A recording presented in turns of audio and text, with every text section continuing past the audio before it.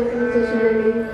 అది వారి తండ్రి గారి దగ్గర నుంచి వచ్చిందని మరి వారు తూపరాణి కృష్ణమాచార్య గారిని చాలా గొప్ప సంగీత విద్వాంసులు, ఎంతో మంది శిష్యులు తయారు చేశారు. ఆంధ్రదేశం దేశాల్లో ఎక్కడెక్కడో ఉన్నారు.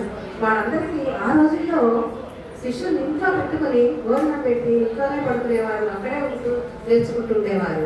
అలాగా చెప్పారు. ఆ రోజుల్లో ఎంతమందికో వారు ఎంత మహానుభావులు. వారి ఫోటో కూడా ఇక్కడ ఉంది, మనందరం కూడా దర్శించుకుని నమస్కారం చేసుకోవచ్చు. అసలు కళ అనేది దైవదత్తం, ఎన్నెన్నో జన్మల పుణ్యసుకృతం ఉంటే కానీ రాదండి. మరి అలాగా చిన్నారందరికీ కూడా చక్కగా సంగీత విద్య అభ్యసిస్తోందంటే ఆ భగవదనుగ్రహం, పూర్వజన్మ సుకృతం, పెద్దల ఆశీర్వాదంగా మనం చెప్పుకోవచ్చు. మరి కార్యక్రమంలో తర్వాత పాటకు వెళ్ళిపోదాం. రామ కోదండ రామ.